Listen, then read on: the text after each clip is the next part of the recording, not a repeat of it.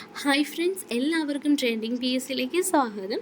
ഇന്ന് നമ്മൾ നോക്കുന്നത് കഴിഞ്ഞ 4 ഘട്ട LD എക്സാമിനും ചോദിച്ചിട്ടുള്ള കോൺസ്റ്റിറ്റ്യൂഷൻ ഭാഗത്തു നിന്നുള്ള ചോദ്യങ്ങളും ഉത്തരങ്ങളുമാണ്. അപ്പോൾ എന്തായാലും വരുന്ന LDC LGS പോലുള്ള എക്സാം എഴുതുന്നവർക്ക് ഉപകാരപ്പെടും. ഇങ്ങനെ ചോദിച്ചിട്ടുള്ള ലേറ്റസ്റ്റ് ആയിട്ട് ചോദിച്ചിട്ടുള്ള ട്രെൻഡിങ് ക്വസ്റ്റ്യൻ പഠിക്കുന്നതിലൂടെ നമുക്ക് ക്വസ്റ്റ്യൻ വരുന്ന മേഖലയ്ക്ക് മനസ്സിലാക്കാനായിട്ട് സാധിക്കും. ഓക്കെ, നമുക്ക് വീഡിയോയിലോട്ട് കടക്കാം. ഫസ്റ്റ് ക്വസ്റ്റ്യൻ ഇത് തിരുവനന്തപുരം LDക്ക് ചോദിച്ച ക്വസ്റ്റ്യനാണ്. ഓക്കെ, സ്വാതന്ത്ര്യാനന്തരം സംസ്ഥാന പുനഃസംഘടനാ കമ്മീഷൻ രൂപീകരിച്ചു. ഇതുമായി ബന്ധപ്പെട്ട് താഴെ കൊടുത്ത പ്രസ്താവനകളിൽ ശരിയേതെന്നാണ് ചോദിച്ചിട്ടുള്ളത്. ഓക്കെ, ഓപ്ഷൻ ഇത് രൂപീകരിച്ചത് 1953 ശരിയാണ്. ഇത് ഷാ കമ്മീഷൻ എന്ന പേരിൽ അറിയപ്പെടുന്നു. തെറ്റാണ്. ഷാ കമ്മീഷൻ എന്തുമായി ബന്ധപ്പെട്ടതാണ്? 1977 നിയമിക്കപ്പെട്ട കമ്മീഷനാണ്. അടിയന്തരാവസ്ഥ സമയത്തെ അതിക്രമങ്ങളെക്കുറിച്ച് പഠിക്കാൻ നിയമിച്ച കമ്മീഷനാണ് ഷാ കമ്മീഷൻ. അപ്പോൾ അത് ഇതുമായിട്ട് ബന്ധമില്ല. ഓക്കെ, അടുത്ത ഓപ്ഷൻ ഫസൽ അലി, HN കുൻസ്രു എന്നിവർ ഇതിൽ അംഗങ്ങളായിരുന്നു. ശരിയാണ്. ഈ കമ്മീഷൻ്റെ നിർദ്ദേശപ്രകാരം ആദ്യം രൂപീകരിച്ച സംസ്ഥാനം ആന്ധ്രാപ്രദേശാണ്. ശരിയാണ്. അപ്പോൾ ഇവിടുത്തെ ആൻസർ എന്ന് പറയുന്നത് ഓപ്ഷൻ ഡി ആണ്. 1, 3, 4. അടുത്ത ക്വസ്റ്റ്യൻ, ഇന്ത്യൻ ഭരണഘടനാ ഡ്രാഫ്റ്റിംഗ് കമ്മിറ്റിയെക്കുറിച്ച് ശരിയായ വസ്തുത താഴെ തന്നിരിക്കുന്നവയിൽ ഏതാണ്? ഓപ്ഷൻ വായിക്കാം. ഡോക്ടർ BR അംബേദ്കർ അധ്യക്ഷനായിരുന്നു. ശരിയാണ്. ഭരണഘടനയ്ക്ക് അംഗീകാരം നൽകി. തെറ്റാണ്. 7 അംഗങ്ങളെ ഉൾപ്പെടുത്തി രൂപീകരിക്കപ്പെട്ട കമ്മിറ്റിയാണ്. ശരിയാണ്. 1946 ഓഗസ്റ്റ് 29 ഈ സമിതി രൂപീകരിച്ചു. തെറ്റാണ്. എന്നാണ് ഈ സമിതി രൂപീകരിക്കപ്പെട്ടത്? 1947 കേട്ടോ. 47 സ്വാതന്ത്ര്യം കിട്ടിയതിന് ശേഷമാണ്. 15 നമുക്ക് സ്വാതന്ത്ര്യം കിട്ടുന്നു. അതിനുശേഷമാണ് 29 ഈ സമിതി രൂപീകരിക്കപ്പെട്ടത്. അപ്പോൾ സ്വാതന്ത്ര്യ ദിനത്തിന് ശേഷമാണെന്ന് നമ്മൾ ഓർത്ത് വയ്ക്കുമ്പോഴത്തേനും നമുക്ക് വർഷം കിട്ടും. നമുക്ക് തെറ്റില്ല. അങ്ങനെ കുഞ്ഞു കണക്ഷൻ ഇടുന്നതിലൂടെ നമുക്ക് ഓർത്തിരിക്കാൻ എളുപ്പമായിരിക്കും. ഓക്കെ, അപ്പോൾ ഇവിടെ ശരിയെന്ന് പറയുന്നത് ഓപ്ഷൻ എ ആണ്. 1, 3 ആണ് ശരി. ഓക്കെ, നെക്സ്റ്റ് ക്വസ്റ്റ്യൻ, സാർവത്രിക വോട്ടവകാശം, മത്സരിക്കാനുള്ള അവകാശം എന്നിവയുമായി ബന്ധപ്പെട്ട് താഴെ പറയുന്നവയിൽ ഏറ്റവും അനുയോജ്യമായ വസ്തുതകൾ ഏതാണ്? സാർവത്രിക വോട്ടവകാശത്തിൻ്റെ അടിസ്ഥാനത്തിൽ വേണം ലോക്സഭ, നിയമസഭാ തെരഞ്ഞെടുപ്പുകൾ നടത്തേണ്ടതെന്ന് വകുപ്പ് 326 പ്രതിപാദിക്കുന്നു. എന്താണ്? ശരിയാണ്. അടുത്ത വകുപ്പ് 331 സാർവത്രിക വോട്ടവകാശത്തെക്കുറിച്ച് പറയുന്നു. തെറ്റാണ്. 1989 61ാം ഭേദഗതിയിലൂടെ വോട്ടവകാശത്തിനുള്ള പ്രായം 21 നിന്ന് 18 കുറച്ചു. ശരി. 1989 62ാം ഭേദഗതിയിലൂടെ വോട്ടിംഗ് പ്രായം കുറച്ചു. തെറ്റ്. അപ്പോൾ സാർവത്രിക വോട്ടവകാശത്തിൻ്റെ നമുക്കറിയാം ഭേദഗതി 61 1988 89 എന്ത് നിലവിൽ വന്നത്? ഏത് വകുപ്പിലാണ് ഭേദഗതി വരുത്തിയത്? 326 തന്നെയാണ് ഭേദഗതി വരുത്തിയത്. അപ്പോൾ ഇതൊക്കെ എന്ത് ചെയ്യാം? കണക്ട് ചെയ്ത് പഠിക്കാനായിട്ട് ശ്രമിക്കാം. ഈ ഭേദഗതിയിൽ നമുക്കറിയാലോ 42, 44, 61, 73 പിന്നെ 101 ശേഷമുള്ളത്. അങ്ങനെ ഇമ്പോർട്ടൻ്റ് ആയിട്ടുള്ളതൊക്കെ എന്ത് ചെയ്യുക? ശ്രദ്ധിച്ച് തന്നെ പഠിക്കാൻ ശ്രമിക്കുക. ഒന്ന് റിവിഷൻ ചെയ്യുന്നവർക്ക് ക്വിക്കായിട്ട് നോക്കി പോകാനായിട്ട് ശ്രമിക്കുക. ഓക്കെ, നെക്സ്റ്റ് ക്വസ്റ്റ്യൻ, ഇത് ഓപ്ഷൻ ഡി ആണ് കേട്ടോ. ഓപ്ഷൻ ഡി 1, 3 ആണ് ശരി. അടുത്ത ക്വസ്റ്റ്യൻ, രാജ്യസഭയുടെ പ്രത്യേക അധികാരങ്ങളെ സംബന്ധിക്കുന്ന ശരിയായ പ്രസ്താവന. ഇത് കണ്ടല്ലോ രാജ്യസഭ. ഇപ്പോഴത്തെ ക്വസ്റ്റ്യനിൽ ഞാൻ പറഞ്ഞില്ലേ, ഇപ്പോൾ വരുന്ന ഒരു ട്രെൻഡിങ് എന്ന് പറയുന്നത് രാജ്യസഭ, ലോക്സഭ, പ്രധാനമന്ത്രി, വൈസ് പ്രസിഡൻറ്റ്, പിന്നെ ഏതാണ് രാഷ്ട്രപതി, ഇങ്ങനെയുള്ള ടോപ്പിക്ക് എടുത്തെടുത്ത് ചോദിക്കുന്നുണ്ട് കേട്ടോ. അപ്പോൾ ആ നമ്മൾ പഠിക്കുന്ന സമയം അതെല്ലാം എന്ത് ചെയ്യുക? ഒന്ന് ശ്രദ്ധിച്ച് തന്നെ പഠിക്കാനായിട്ട് ശ്രമിക്കുക. അപ്പോൾ ഇവിടെ ചോദിച്ചിട്ടുള്ളത് രാജ്യസഭയുടെ ക്വസ്റ്റ്യനാണ്. ശരിയായ പ്രസ്താവനയാണ് ചോദിച്ചിട്ടുള്ളത്. സംസ്ഥാനങ്ങളെ ബാധിക്കുന്ന എല്ലാ പ്രശ്നങ്ങളും രാജ്യസഭയുടെ അംഗീകാരത്തിനും പരിഗണനയ്ക്കും വിടണം. ശരിയാണ്. നമുക്കറിയാം രാജ്യസഭ എന്ന് പറയുന്നത് എന്താണ്? സംസ്ഥാനങ്ങളുടെ കൂട്ടായ്മ എന്നാണ് പറയുന്നത്. ഇത് ഒരു NCERT പോയിന്റ്സ് ആണ് കേട്ടോ ഈ എക്സാമിന് ചോദിച്ചിട്ടുള്ളത്. സംസ്ഥാന പട്ടികയിലെ വിഷയങ്ങൾ രാജ്യത്തിൻ്റെ പൊതു താൽപ്പര്യം പരിഗണിച്ച് യൂണിയൻ ലിസ്റ്റിലോ കൺകറൻറ്റ് ലിസ്റ്റിലോ മാറ്റണമെങ്കിൽ അതിന് രാജ്യസഭയുടെ അംഗീകാരം ആവശ്യമാണ്. ശരിയാണ്.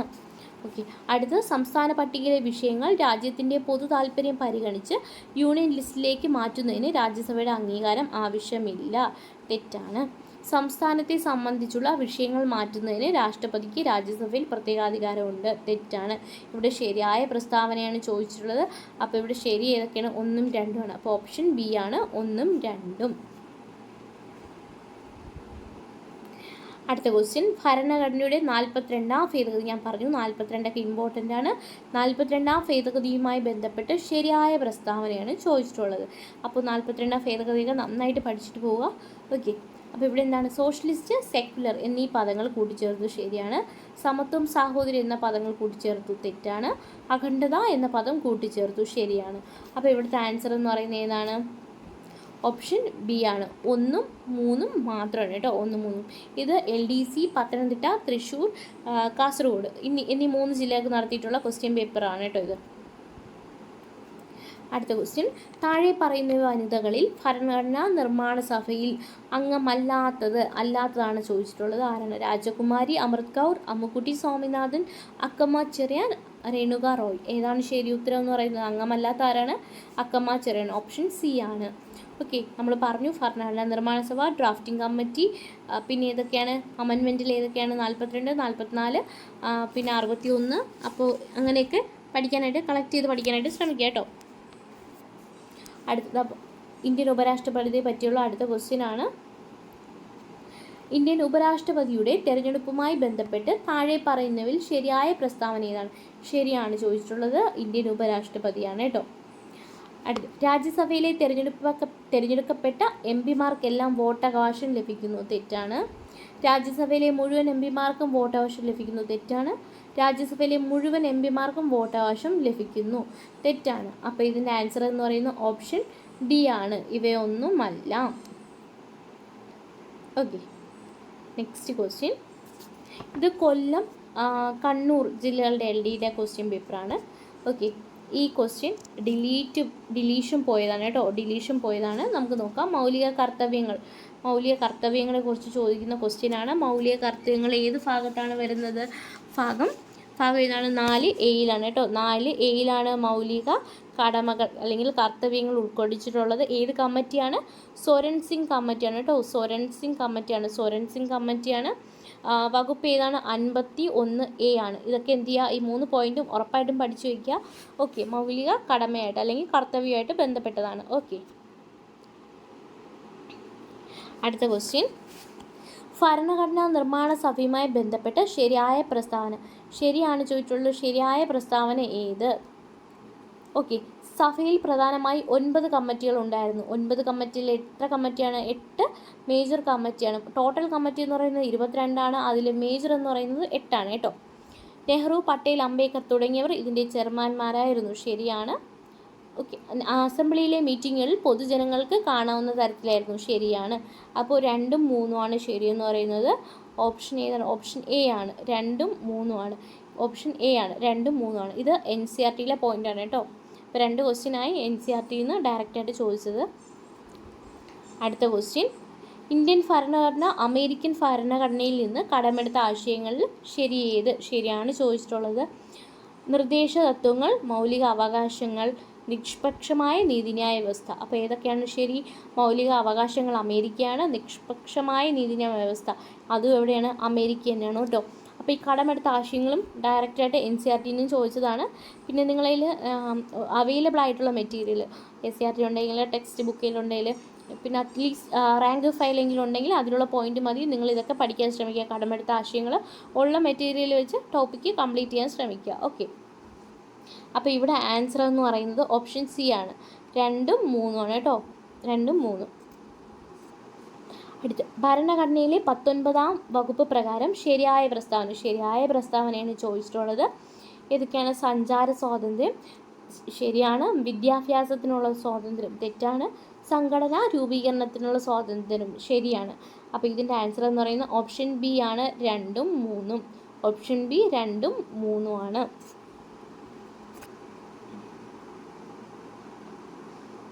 അടുത്ത ക്വസ്റ്റ്യൻ, ഇന്ത്യൻ ഭരണഘടന ബ്രിട്ടീഷ് ഭരണഘടനയിൽ നിന്നും കടമെടുത്തിട്ടുള്ള ആശയങ്ങൾ ഏതാണ്? അർദ്ധ ഫെഡറൽ സമ്പ്രദായം, കേവല ഭൂരിപക്ഷ സമ്പ്രദായം, നിയമനിർമ്മാണ പ്രക്രിയ. ഇതിലേതൊക്കെയാണ് ശരി? ഇതിൽ അർദ്ധ ഫെഡറൽ അല്ല. അപ്പോൾ കേവല ഭൂരിപക്ഷ സമ്പ്രദായം, നിയമനിർമ്മാണ പ്രക്രിയയാണ് എവിടെ നിന്ന് കടമെടുത്തിട്ടുള്ളത്? ബ്രിട്ടീഷ് ഭരണഘടനയിൽ നിന്ന് കടമെടുത്തിട്ടുള്ളത്. അപ്പോൾ ഇവിടെ ആൻസർ എന്ന് പറയുന്നത് ഓപ്ഷൻ ബി ആണ്. 2ഉം 3ഉം മാത്രമാണ്. അടുത്ത 27, കേവല ഭൂരിപക്ഷ സമ്പ്രദായവുമായി ബന്ധപ്പെട്ട് ശരിയായ പ്രസ്താവന. ശരിയാണ് ചോദിച്ചിട്ടുള്ളത്. എന്തുമായി ബന്ധപ്പെട്ട കേവല ഭൂരിപക്ഷ സമ്പ്രദായം? ഈ സമ്പ്രദായത്തിൽ ഒരു പാർട്ടിക്ക് പാർലമെൻറ്റിൽ കൂടുതൽ സീറ്റുകളും എന്നാൽ കുറച്ച് വോട്ടുകളും ലഭിക്കാം. ഓക്കെ, അടുത്ത ഇത് ശരിയാണ്. ഒരു പാർട്ടിക്ക് ലഭിക്കുന്ന വോട്ടുകളും സീറ്റുകളും തുല്യമായിരിക്കും. തെറ്റാണ്. കേവല ഭൂരിപക്ഷ സമ്പ്രദായത്തിന് ഉദാഹരണം ബ്രിട്ടനും ഇന്ത്യയുമാണ്. ശരിയാണ്. ഇന്ത്യ ഫോളോ ചെയ്യുന്നത് കേവല ഭൂരിപക്ഷ സമ്പ്രദായം തന്നെയാണ് കേട്ടോ, ഇന്ത്യയും ബ്രിട്ടനൊക്കെ. ശരിയാണ്. അപ്പോൾ ഇവിടെ ആൻസർ എന്ന് പറയുന്നത് ഏതാണ്? ഓപ്ഷൻ എ ആണ്. 1ഉം 3ഉം മാത്രമാണ് ശരി. കേവല ഭൂരിപക്ഷമൊക്കെ എന്താണ്? ഇത് NCERTയിലെ പോയിൻ്റാണ് കേട്ടോ. ഓക്കെ, നെക്സ്റ്റ് നോക്കാം. തെരഞ്ഞെടുപ്പ് കമ്മീഷനുമായി ബന്ധപ്പെട്ട ശരിയായ പ്രസ്താവന ഏത്? ഇന്ത്യൻ തെരഞ്ഞെടുപ്പ് കമ്മീഷൻ്റെ അധ്യക്ഷൻ മുഖ്യ തെരഞ്ഞെടുപ്പ് കമ്മീഷണറാണ്. ശരിയാണ്. മുഖ്യ തെരഞ്ഞെടുപ്പ് കമ്മീഷണർക്കും മറ്റ് അംഗങ്ങൾക്കും തുല്യ അധികാരമാണുള്ളത്. അംഗങ്ങളെ നിയമിക്കുന്നത് ഇന്ത്യൻ പ്രസിഡൻ്റാണ്. ഇത് തെരഞ്ഞെടുപ്പ് കമ്മീഷനുമായിട്ട് ബന്ധപ്പെട്ട ടോപ്പിക്കാണ് ഇത്. പക്ഷേ NCERTയിൽ നിന്നാണ് അവർ ഡയറക്റ്റായിട്ട് എടുത്തിട്ടുള്ളത്. അതാണ് ഞാൻ ഈ ടോപ്പിക്ക് ഇവിടെ ഇട്ടത്.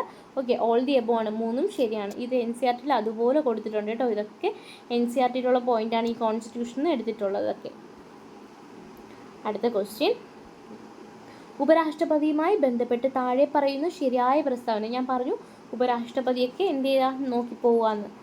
ഉപരാഷ്ട്രപതി 5 വർഷത്തേക്കാണ് തിരഞ്ഞെടുക്കപ്പെടുന്നത്. ശരിയാണ്. ഉപരാഷ്ട്രപതി രാജ്യസഭ അധ്യക്ഷനാണ്. ശരിയാണ്. പ്രസിഡന്റിനെ തിരഞ്ഞെടുക്കുന്നത് പോലെയാണ് ഉപരാഷ്ട്രപതിയെ തിരഞ്ഞെടുക്കുന്നത്. ഇവിടെ ഓപ്ഷൻ സി ഓൾ ദി എബോയാണ്. 3ഉം ശരിയാണ്. അടുത്ത ക്വസ്റ്റ്യൻ, ഭരണഘടനയിലെ 73ാം ഭേദഗതിയുമായി ബന്ധപ്പെട്ട് ശരിയായ പ്രസ്താവന ഏത്? ഞാൻ പറഞ്ഞു 73ാം ഭേദഗതിയൊക്കെ ഇമ്പോർട്ടൻ്റ് ആണെന്ന് പറഞ്ഞു. ഓക്കെ, പഞ്ചായത്ത് രാജ് സമ്പ്രദായത്തെക്കുറിച്ച് പ്രതിപാദിക്കുന്നു. ശരിയാണ്. 12ാം ഷെഡ്യൂളിൽ 73ാം ഭേദഗതിയിൽ ഉൾപ്പെടുത്തിയിരിക്കുന്നു. ശരിയാണ്. തെറ്റാണ്. അടുത്ത, ത്രിതല ഭരണ സംവിധാനം പ്രദാനം ചെയ്യുന്നു. ശരിയാണ്. ഇതിൻ്റെ ആൻസർ എന്ന് പറയുന്നത് ഓപ്ഷൻ സി ആണ്. 1ഉം 3ഉം മാത്രമാണ്. പഞ്ചായത്ത് രാജ് എന്ന് പറയുന്നത് എത്രാമത്തെ ഷെഡ്യൂളാണ്? 11ാമത്തെ ഷെഡ്യൂളാണ് കേട്ടോ. 12 ഏതാണ്? നഗരപാലികയാണ്. 12 നഗരപാലിക. 12 എന്ന് പറയുന്നത് നഗരപാലികയാണ് കേട്ടോ, നഗരപാലിക. ഓക്കെ, നെക്സ്റ്റ് ക്വസ്റ്റ്യൻ, താഴെ പറയുന്ന പ്രസ്താവനകളിൽ ശരിയായത്. ഇപ്പോൾ ശരിയാണ് ചോദിച്ചിട്ടുള്ളത്. മുഖ്യമന്ത്രിയെ നിയമിക്കുന്നത് സംസ്ഥാനത്തെ ഗവർണറാണ്. ശരിയാണ്. മന്ത്രിസഭയെ ഗവർണർ മുഖ്യമന്ത്രിയുടെ ഉപദേശപ്രകാരം നിയമിക്കുന്നു. ശരിയാണ്. മന്ത്രിസഭയ്ക്ക് ഗവർണറോടാണ് കൂട്ടുത്തരവാദിത്തം ഉള്ളത്. തെറ്റാണ്. അപ്പോൾ ഇവിടെ ആൻസർ എന്ന് പറയുന്നത് ഓപ്ഷൻ ഡി ആണ്. 1ഉം 2ഉം മാത്രമാണ് ശരി. അടുത്ത ക്വസ്റ്റ്യൻ, ചുവടെ ചേർക്കുന്ന പ്രസ്താവനകളിൽ ശരിയേത്? ഇവിടെയും ശരിയാണ് ചോദിച്ചിട്ടുള്ളത്. കേന്ദ്ര മന്ത്രിസഭയുടെ ഉപദേശപ്രകാരം രാഷ്ട്രപതിയാണ് ഗവർണറെ നിയമിക്കുന്നത്. ഭരണകാര്യങ്ങളിൽ ഗവർണർ മുഖ്യമന്ത്രിയെ സഹായിക്കുന്നു. സംസ്ഥാന ഭരണഘടനാ വിഭാഗത്തിൻ്റെ തലവൻ എന്ന് പറയുന്നത് ഗവർണറാണ്.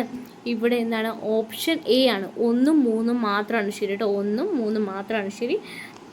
രണ്ടാമത്തെ ഓപ്ഷൻ എന്താണ്? തെറ്റാണ്. അടുത്ത ക്വസ്റ്റ്യൻ, താഴെ പറയുന്ന അവകാശങ്ങളിൽ രാഷ്ട്രീയ അവകാശങ്ങൾ. ഇത് രാഷ്ട്രീയ അവകാശമാണ് കേട്ടോ ചോദിച്ചിട്ടുള്ളത്.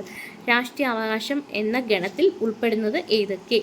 ഔദ്യോഗിക സ്ഥാനങ്ങൾ വഹിക്കാനുള്ള അവകാശം. ശരിയാണ്. ഗവൺമെൻറ്റിനെ വിമർശിക്കാനുള്ള അവകാശം. ശരിയാണ്. ഇന്ത്യയിലുടനീളം സഞ്ചരിക്കാനുള്ള അവകാശം രാഷ്ട്രീയ അവകാശമല്ല.